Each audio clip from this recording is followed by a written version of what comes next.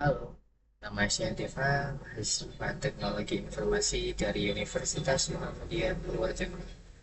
Di video ini saya ingin membahas sesuatu yang mungkin sering kalian lakukan, tapi jarang dipikirkan, yaitu tentang bagaimana pengaruh algoritma media sosial dan perkembangan teknologi yang mengubah cara kita beraktivitas sehari-hari. Yang pertama, algoritma data science dan media sosial. Bagaimana algoritma data science di media sosial? Kita mungkin merasa bebas saat scrolling di YouTube, Instagram, atau TikTok. Tapi sebenarnya setiap kita scroll, klik, atau berhenti agak lama di suatu konten, sistem akan mencatat itu sebagai sinyal minat. Dan disinilah data yang diproses oleh algoritma data science, kemudian menggunakan teknik machine learning dan analisis perilaku untuk mempersulit profil kita, apa yang kita suka, siapa yang kita ikuti, dan kapan kita paling aktif. Dari situ, sistem akan menyusun feed atau rekomendasi yang dianggap paling membuat kita betah dan di saat waktu kita paling aktif. Pelanggaran privasi atau kemajuan teknologi. Disinilah letak permasalahan muncul ketika algoritma digunakan hanya untuk hiburan. Mungkin terasa aman-aman saja, tapi apa jadinya kalau data pribadi kita digunakan untuk memanipulasi opini politik? Salah satu contoh kasus yang terjadi yaitu skandal Cambridge Analytica pada tahun 2018 yang mengakses data pribadi 80 juta pengguna Facebook tanpa izin, yang dimana data dipakai untuk menyusun narasi politik untuk pemilu presiden AS, yang mengakibatkan Facebook dikritik keras karena lalai dalam melindungi data penggunanya. Kasus ini membuktikan bahwa algoritma bisa dipakai untuk mempengaruhi jutaan pemilih dengan konten-konten yang terlihat personal tapi punya tujuan politik. Ini jelas bukan hanya kemajuan teknologi, tapi juga pelanggaran privasi. Teknologi harusnya membuat hidup kita menjadi lebih baik, bukan malah membuat kita dikendalikan secara tidak sadar. Apakah sistem rekomendasi media atau membatasi? Sebenarnya bisa dua-duanya. Sistem rekomendasi seperti di TikTok atau YouTube memang membuat kita merasa nyaman karena konten yang disajikan sesuai dengan apa yang kita suka. Tapi pada saat yang sama, sistem ini membatasi cara kita dalam berpikir. Kita bisa terjebak dalam konten yang kita suka, bukan yang kita butuhkan. Ini membuat kita hanya melihat dunia dari sudut pandang yang kita inginkan, sedangkan konten yang berbeda pandangan akan jarang muncul. Jadinya, kemampuan berpikir kritis kita bisa berkurang karena algoritma yang disajikan selalu itu bukan memberikan informasi yang bermanfaat. 2. Transformasi digital di layanan perbankan. Apa yang berubah? Dulu, kalau mau transfer uang, kita harus antri di teller. Sedangkan sekarang, kita buka aplikasi. Sudah selesai cuma dalam hitungan detik. Ini merubah semuanya, baik dari teknologi, proses, ataupun dari sisi manusianya. Sekarang ada teknologi seperti mobile banking dan chatbot. Pengerjaan teller sekarang bukan cuma memberikan uang, tapi juga konsultan untuk para pengguna bank.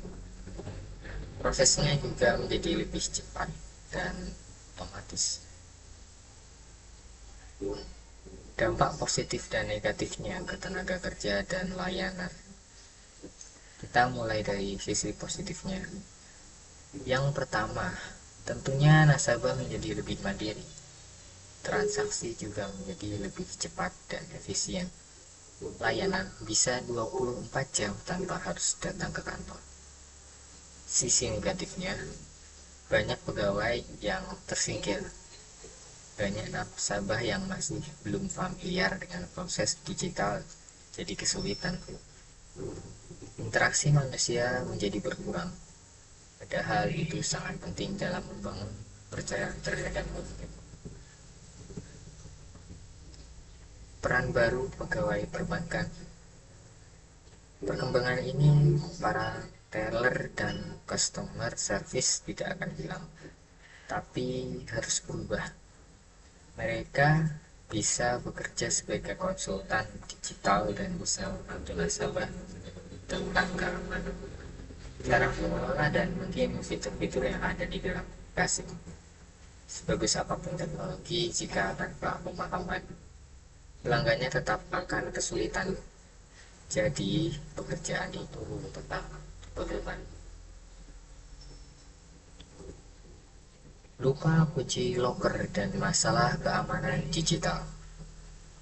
Bayangkan saja, kalian menyimpan barang penting di loker sekolah, tapi lupa mengunci loker tersebut. Alhasil, barang yang kalian simpan itu hilang. Lalu, gimana jadinya jika yang kebobolan itu bukan loker, tapi rekening bank? Apakah mirip dengan cerobohan memakai komputer? Lupa mengunci loker memang sangat mirip dengan pengguna komputer yang tidak hati-hati, seperti tidak menggunakan antivirus, memakai password yang lemah, dan atau sembarangan mengklik link yang tidak jelas sumbernya. Sama seperti saat mengunci loker, memberikan password yang lemah akan memudahkan dicuri atau disalahgunakan. Apakah sama bahayanya dengan kesalahan teknis pada sistem? Ya, bisa. Resiko dari kesalahan pengguna bahkan lebih besar daripada kesalahan teknis. Sistem yang memiliki bug atau celah memang berbahaya, tapi banyak kasus kebocoran data atau kerusakan sistem malah berawal dari kelemahan penggunaannya sendiri, seperti penipuan yang menggunakan tautan palsu atau link login palsu. Akibatnya akun bisa diretas, data akademik mahasiswa yang bocor, atau rusaknya reputasi sekolah atau kampus. Apakah dua-duanya berpotensi bahaya? Dari pengalaman pribadi, aku pernah menemukan akun di komputer sekolah yang berisi empat itu. Aku bisa mengakses data yang ada di dalam akun itu. Di akun itu memberikan email peringatan untuk pemiliknya agar jangan lupa meng-logout akun di lain hari. Itu juga di akun-akun yang lain yang mungkin digunakan. Jadi dari pengalaman itu aku sadar jika digunakan oleh orang yang tidak benar bisa saja disalahgunakan banyak hal, seperti melakukan pinjaman palsu, melakukan transaksi tanpa izin, dan bahkan jika ada tersimpan sandi di akun tersebut, mungkin bisa lebih berbahaya karena bisa mengakses akun penting yang ada. Jadi kedua kesalahan tersebut sama-sama berbahaya. Jika sistem aman tapi penggunanya ceroboh, tetap bisa jebol. Begitu pula sebaliknya.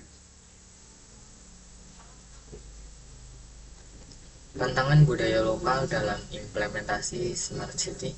Kenapa paradigma sosial dan budaya masyarakat penting? Apa itu paradigma sosial? Paradigma sosial adalah cara berpikir masyarakat pada umumnya dalam memahami hubungan sosial. Jadi ini semacam kebiasaan sudah ada di masyarakat dan mempengaruhi bagaimana cara mereka bersosialisasi. Masyarakat biasanya lebih percaya dan merasa lebih dihargai dengan hubungan tatap muka dan bisa bicara langsung kepada lurah atau perangkat desa dibanding secara online yang kadang sangat lama atau bahkan kadang tidak ditanggapi. Jadi ini menunjukkan bahwa canggih saja tidak cukup, perlu adanya adaptasi dengan karakter masyarakat lokal. Jika belum terbiasa percaya pada teknologi, smart city tidak akan terwujud. Siapa yang bertanggung jawab membentuk budaya digital inklusif? Pemerintah, swasta, masyarakat, atau pendidikan? Semuanya punya peran penting, tapi jika ditanya mana yang menjadi dasar, itu sudah pasti pendidikan. Karena agar pemikiran masyarakat bisa berubah, cara pandang mereka dan perilaku dalam menyikapi teknologi, kesadaran masyarakat dalam literasi teknologi dan juga manfaat dari sistem smart city. Tanpa pendidikan, masyarakat hanya akan merasa asing, bahkan beberapa mungkin merasa takut pada sistem digital yang baru diperkenalkan. Walaupun begitu, pendidikan tidak bisa dijalankan dengan sendirinya. Pemerintah harus menyediakan kebijakan yang mendukung dan memberikan bantuan dana untuk fasilitas pendidikan. Swasta bisa membantu dengan menyediakan infrastruktur atau aplikasi yang mudah digunakan. Sementara masyarakat harus bisa terbuka untuk belajar dan mencoba teknologi.